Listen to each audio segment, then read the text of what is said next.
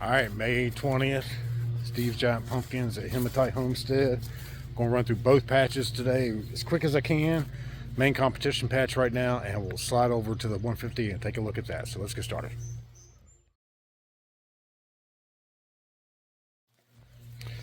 Adding some technology to the patch this year. A little bit of upgrades every year.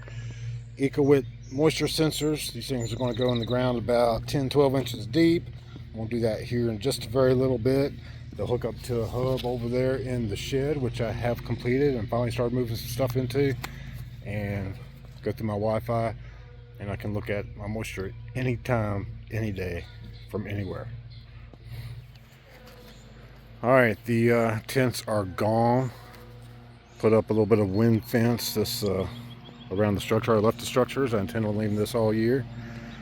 And some more high-tech technology. These fancy little small patio tables from 1985 with a pair of bricks sitting on top of them. That's as technical as it gets, guys. All right, you'll see here what's going on here. I took that plant out. I'm going to show you why. I decided to go with this plant. And I'll go through why here in a second.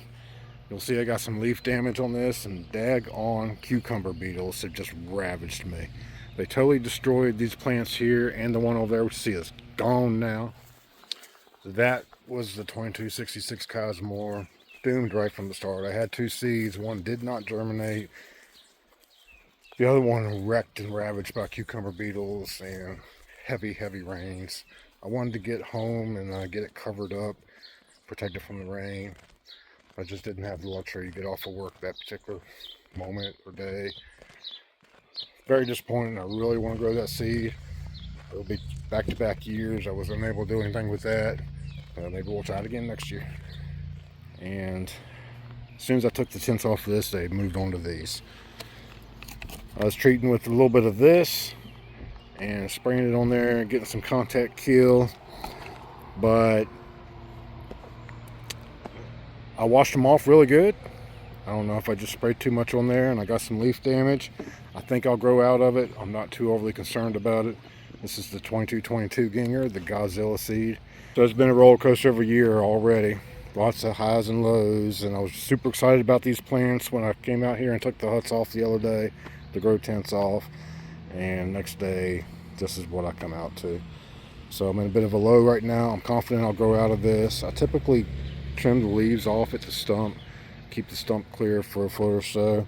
I'm going to leave these on for now and try and grow through it. Obviously I have no choice but to grow through it now. So I left this guy laying here just so I can show you why I made my decision. For starters, the main vine, very small. It's about the width of my pinky. The main vine on the other plant is bigger than my thumb. I can put my thumb on top of it and you can see main vine on both sides of it. Also, these are the only roots that it wasn't even trying to go in the ground at all. Just popped these out, did nothing else. Wind was beating this thing up, trying to roll it over. It made no attempt to into the ground whatsoever. Bit of a twist here. I didn't even notice this until I pulled it out, but I'm not sure what caused that or how that happened. It's cracked, but I think I did that when I pulled it out. It wasn't cracked originally, but it did have a twist in it. And here's where the stump was. I mean, you can see how tiny that is. I know it's a young plant. It was longer than that plant by about 1.5 feet maybe. And I chose to go with the stronger stem, the stronger main vine. And I'm 1000% certain in my mind I made the right choice. I think I'll grow out of this leaf damage just fine. And this is the one that's got to do it. I strategically added some tomatoes at these posts. These posts are going to stay in here. I used them to anchor down the tents. They'll also anchor down these structures. I'll do that here in a little bit as well. I strategically placed some tomatoes there that aren't going to be in my walk paths, and they aren't going to be in any pumpkin grow spaces. This is a 3.90 Lures. I think I'm saying that right. Leurs. And that was just a tomato seed that I had inside, and I started it, and here it is. All right, these two guys here. I'm getting ready to make a decision on these. I don't know. You can see here lots of leaf damage. Cucumber beetles just wrecked these plants. I think I got ahead of it. I didn't mention, but yesterday I put the 7 away once and for all, and got the Merit out, and gave everything a light dose of Merit 2F, and have not seen any cucumber beetles today. But both of these plants are, well, you know, they were outside right from the get-go. They never had grow tents on them. They had heating cables in the ground, but never had grow tents. And the heating cables weren't even on for the first week to 10 days, probably, while I was still getting my electricity run out here. I only had heating cables here and here. So, still going to keep an eye on this. I do have 3 plants on the inside of the house that need to come out here. I know I told you last time that I was going to put a plant over there and a third one in the 150. That has not happened yet. They will get put in the patch no later than Friday. They're just not quite ready for that yet. The 2404 Baron's going to go right there. I'm not sure if I'm going to put another plant here or if I'm just going to choose one of these and say, okay, do what you do. I'm not sure what's going on with that yet. But, yeah, I mean, this one here is laid down and it's starting to vine out. But maybe I should just yank that one up and give this one its grow space. So, some decisions to be made here still. Alright, another strategically placed tomato. This is 6.55 Rotoball. And I'll plan on growing it up this T-post. And we'll see what it does. Last year I put my tomatoes down there on the end and didn't really take care of them. They fell over and did all kinds of stupid stuff. But hopefully we'll be better with that this year. Alright, the 2501 Bernstrom. A little bit of leaf damage on it the same. It's also from the 7. This one, I only saw 1 beetle on here, 1 cucumber beetle, so I gave it a few shots. Obviously not as much as I did over there.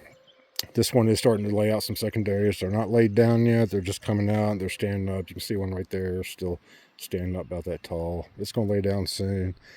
I wish I'd got my fabric butted up to this. And, you know, that's just dumb on my part. I knew this was going to be the plant because we lost this one here over a week ago. I should just went ahead and laid out the fabric. But it's going to have to start way down there. I'll just have to manage this area a little bit better. I know you're looking at that white fabric and go, man, you used that stuff last year and it didn't work.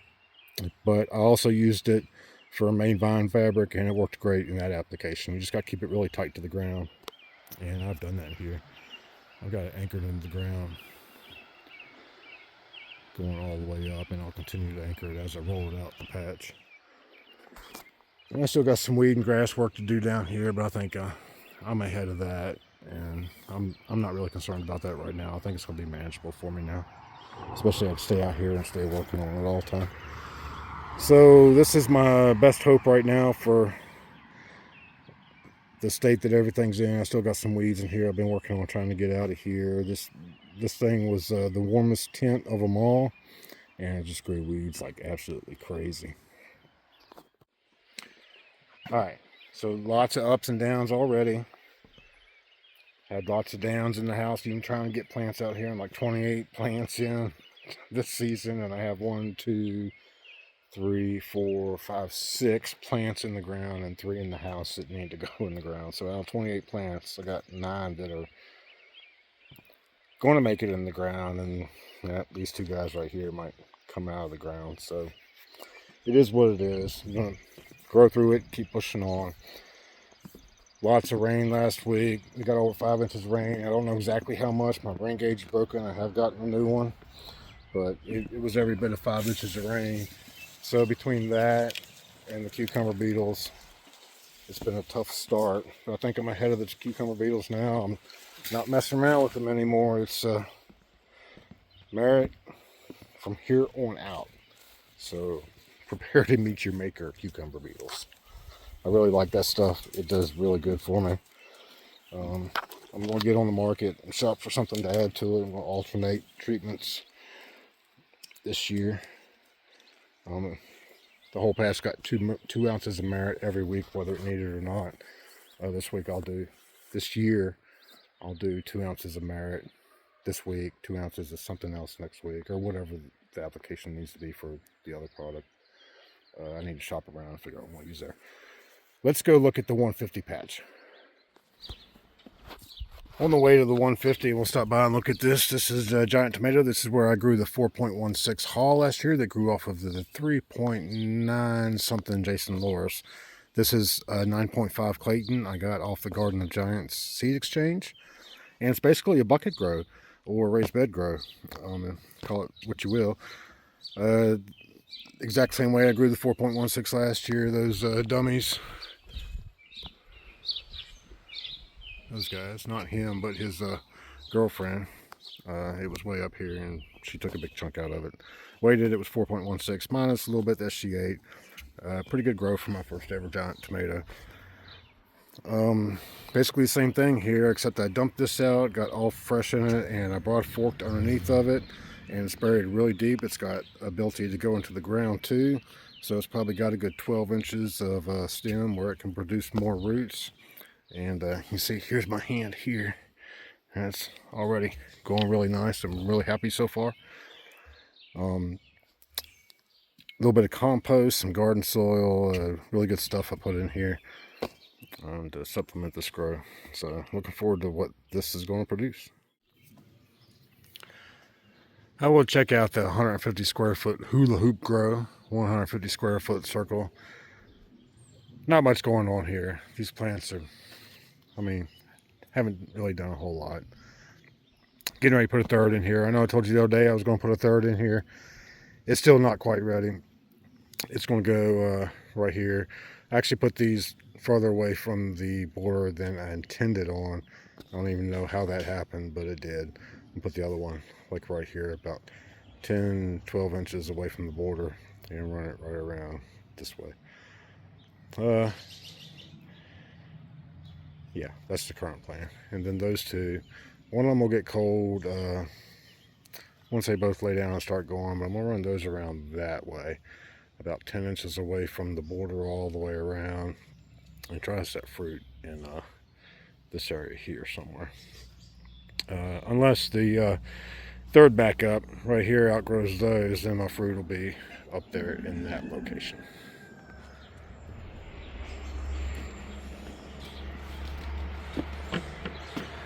You see, I got some greenery I need to dispose of back there in the back.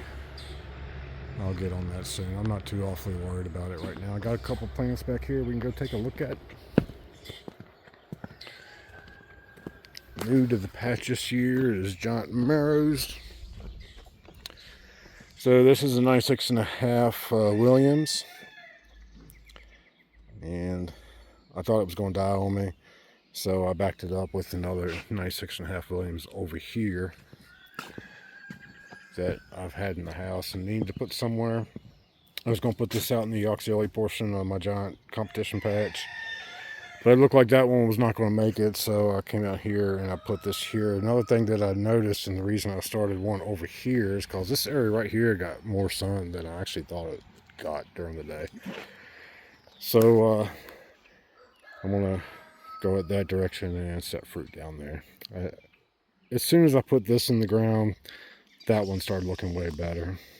But I can't grow them both, so whichever one looks better in the next 10 to 15 days, I'll go with. And I'm pretty sure it's going to be that one back there.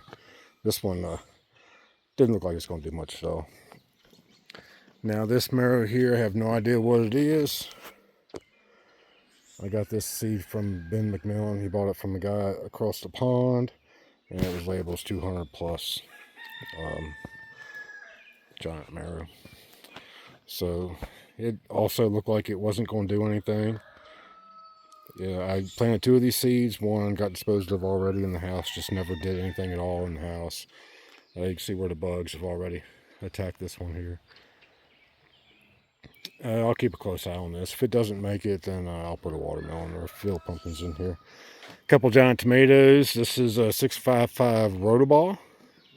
Okay, scratch that. I just totally lied to you. This is the 9.5 Clayton, which I got off of the Garden of Giants seed exchange last year. That is a 6.55 Rotoball. And so far so good on these. They're doing just what I expect them to. Everything in this patch yesterday got the same treatment as the giant patch did. A little bit of Neptune's Harvest, a little bit of CalMag, and some Merit 2F for some imidacloprid, or however you say that, because the cucumber beetles have been relentless the last couple of weeks. So again, not much to see here. That probably took way longer than it should have taken to show you not much of anything. Still waiting on these guys to start spreading their wings and make this 150 square foot circle do its job. Alright, thanks a lot for watching. Steve's Giant Pumpkins here at Hematite Homestead. Lots of ups and downs. I'm currently in a down. I think I'm going to grow out of it and get back in up.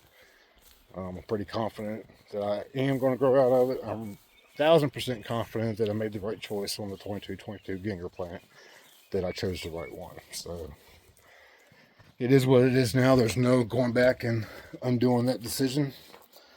So keep watching, and we'll see you next time.